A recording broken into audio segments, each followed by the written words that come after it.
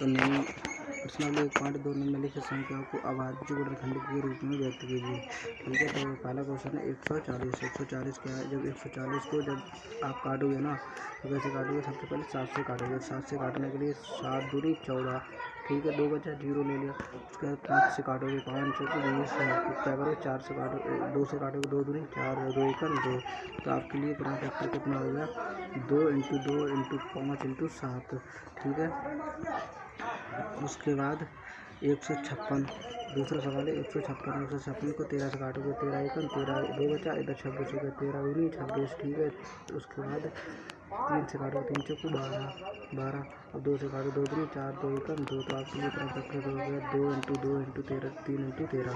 ठीक है, अब उसके बाद 38 25। 38 को जब काटोगे 17 से, 17 दूनी 34, कितना बचा? 4 इधर हो गया, 42। 17 दूनी 34, 17 दूनी 34, कितना बचा है? 5 है, 17 अपना 85 हो गया। ठीक है, उसके बाद 5 से काटोगे, 5 चौके 20, इधर बच्चे 2 बचा 25। ठीक है, उसके बाद 3 से काटो, 5 में 45, 3 3 9, 3 एकम 3। ठीक है, तो अपना फैक्टर होगा 3 × 3 × 5 × 5 × 17। ठीक है, और उसके बाद 5005 को काटोगे। ठीक है, तो 5005 को काटोगे तो 33 होता है ना, 3 चौके ज़्यादा हो रहा है, 33 ठीक। अब इतनी 33 11 बचा, इधर हो गया 110, 13 8 कितना हो गया? 18। तो ये हो गया। उसके बाद तो आपके पास बचा इतना, और 13 से काट दो, 13 पना 85। ठीक है, 11 से काटते हो, 11 3 33, कितना बचा तुम्हारे पास? 5 बचा, इधर हो गया 55, 11 5 55। ठीक, उसके बाद 7 से काट दिया, 7 पना 35, 5 एकम 5। तो पूरा फैक्टर हो गया 7 × 5 × 11 × 13, 74 से 29, 74 से 29, 23 से काटोगे, 19 से काटोगे, 17 से काटोगे, तो अपना फैक्टर हो गया 13, 17 और 23। प्रश्नावली 1.2। तो आपका क्वेश्चन है नंबर 2। पूर्णांकों के निम्नलिखित युग्मों के LCM एंड HCF ज्ञात कीजिए तथा इसकी जांच कीजिए कि दो संख्याओं का गुणनफल बराबर LCM × HCF है या नहीं है। तो सबसे पहला क्वेश्चन है हमारा 26 एंड 91, 26 और 91। तो सबसे पहले क्या करना है? 26 है तो 26 को काटना है। तो 26 से काटने के लिए जैसे कि 26 को 2 से काटोगे तो कितना होगा? 2 एकम 2, 2 3 6, 13 एकम 13, कितना हो गया? 2 × 13। ठीक है, उसके बाद 91 को काटोगे, 91 3 7 तो 91। तो इसमें कॉमन क्या है तुम्हारा? 13। तो ये HCF क्या हो गया? 13। HCF 13 हो गया। ठीक है, HCF 13 हो गया। अब LCM देखो, LCM 2 इसका 13 कॉमन हो गया, 7 तो 2 7 14, 14 और 13 के गुणा करोगे कितना होगा? 182, 182। अब क्या करना? दो संख्या फार्मूला होगा, दो संख्याओं का गुणनफल बराबर LCM × HCF। तो हमारे पास क्या है? दो संख्या, एक N1 संख्या, दूसरी क्या N2 संख्या। ठीक है, तो LCM भी है और HCF है। तो हमारे पास आएंगे कितना? 26 N2 कितनी? 91, 13 × 82। अब देखो इनकी मल्टीप्लाई करोगे तो ये कितना होगा? 1366। ये क्या होगा? सिद्ध हो गया। ये क्या हो गया? हमारा सिद्ध हो गया। इसी प्रकार जैसे कि 510 एंड 92। तो 510 को क्या करोगे? 510 को जब 2 से काटोगे तो इसके प्राइम फैक्टर तुम्हारे कितने बन पाएंगे? इतने बन पाएंगे। ठीक है, अब इसमें देखिए सबसे पहले HCF क्या है? HCF के देखो ये संख्या क्या है? कॉमन है ना, ये दो संख्या क्या है? कॉमन है, तो इसको हम लिख लेंगे। अब LCM लिखेंगे, तो LCM के लिए दो संख्या ये वाला, अब ये देखो ये 2 बचा, ये वाले 2 × 3, ये वाले 3 लिख लिए, 5 हैं, ये 2 5 लिख लिए, 17 लिख लिए, 23 है, 23 जब इनकी मल्टीप्लाई करें तो 23 कितना? 23,460। इसी प्रकार 23,460 हुआ। तो अब क्या करना? अब इसको जांच करनी है। तो दो संख्याओं का गुणनफल, इनको ये फार्मूला लगाना है। ये सूत्र है, दो संख्याओं का गुणनफल बराबर LCM × HCF। तो LCM कितना है? N1 × N2 बराबर LCM × HCF। तो 510 × 92 उसके बाद 2 इंटू 23,460। अब देखो इनसे जब गुणा करोगे 23,460 तो 23,460 दूना 46,920 हो गया। इसी प्रकार जब 510 की 92 की गुणा करोगे तो 46,920। ये भी क्या होगा तुम्हारा, ये भी सिद्ध है। और तीसरा क्वेश्चन तुम्हारा है 336 एंड 54। तो 336 के फैक्टर करोगे, प्राइम फैक्टर करोगे तो 354 देखो 2 into 2 into 2 into 2 into 3 into 7। उसके 54 की 2 इंटू 3 इंटू 3 इंटू 3। इसमें क्या कॉमन है तुम्हारा, 2 तो ये कॉमन हो गया और 3 वाला ये कॉमन हो गया। तो तुम्हारे पास जो HCF आया, हमारे पास जो HCF आया 6। कितना आया, HCF आया 6। देखना 6। अब हमारे बात करते हैं LCM की। तो LCM तो 6 तो ये हो गया। उसके बाद ये वाली संख्या 2 इंटू 3 2 इंटू 2 इंटू 2 और इंटू 3 इंटू 7 इंटू बराबर कितना हो गया, ये हो गया हमारा LCM होगा। तो उसके बाद दो संख्याओं का जब गुणनफल निकालते हैं तो क्या कहते हैं, L1 into L2 LCM into HCF। तो 336 और 54, जब 336 और 54 की गुणा करोगे कितना होगा, 18,144। जब 3,024 की गुणा करोगे 6 से तो 18,144। ये भी क्या सिद्धम है, ये है सिद्धम है।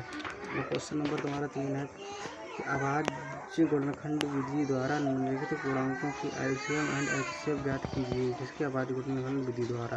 तो इसमें क्या है, पहला सवाल है 12 15 इंटू 21। तो 12 के प्राइम फैक्टर करोगे 2 दूनी 4 4 दूनी 4 क्यों 12, ये प्राइम फैक्टर होगा। 15 3 5 15, ठीक है। अभी 3 5 15। अभी बात आती है 21 की, 21 7 की 21। तो इसमें आपका जो HCF है क्या है, 3 है। HCF क्या है, 3, यानी 3 सब में काम है 3। इसमें 15 में भी 3, 21 में भी 3, 12 में भी। तो LCM में भी क्या करोगे तो 3 तो कॉमन आ गया। तो 2 देखो 2 इंटू 2 इंटू 7 इंटू 5। तो इसकी 2 3 6 6 दूनी 12 12 5 60 60 7 6 7 42, यानी 420 हो गया। ये LCM हो गया, ठीक। उसी प्रकार तुम्हारा दूसरा सवाल है 17 23 29। तो इसमें सबसे पहले देखिए 17 किसी से घटेगा नहीं ना, तो इसमें किसी से घटने वाला, और 29 भी नहीं घटेगा। तो इसका क्या है, HCF तुम्हारा क्या होगा, HCF बराबर कितना होगा 1।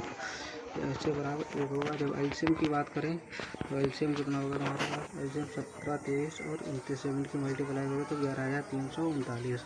और तीसरा क्वेश्चन है हमारा कि 8 9 और 25। तो सबसे पहले कि 8 के प्राइम फैक्टर करोगे तो 8 2 दूनी 4 4 दूनी 8, ठीक है। 3 3 9, ठीक है। 55 25। तो इसमें भी HCF तुम्हारा क्या होगा, HCF इसमें HCF भी तुम्हारा 1 होगा, ठीक है।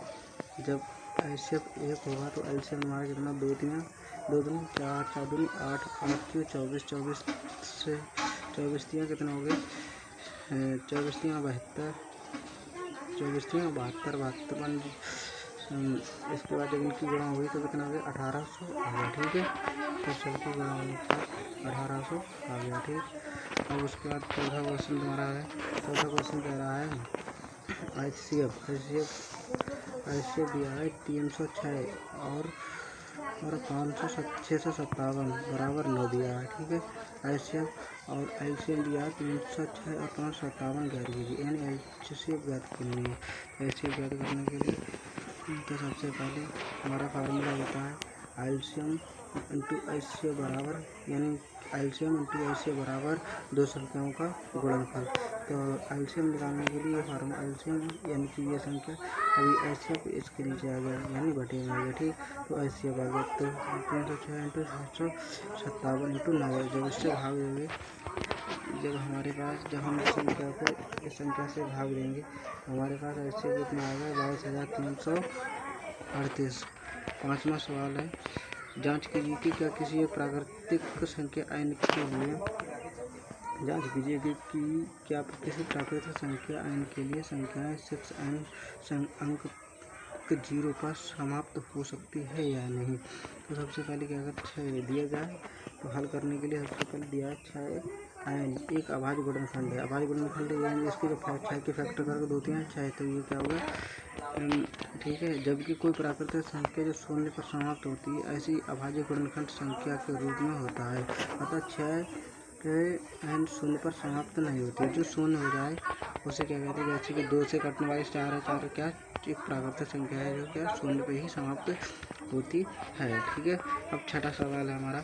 छठा सवाल क्या है, व्याख्या कीजिए 7 × 11 × 13 + 13 और 7 × 6 × 5 × 4 × 3 × 2 × 1 और +5 अभाज्य संख्या क्यों है।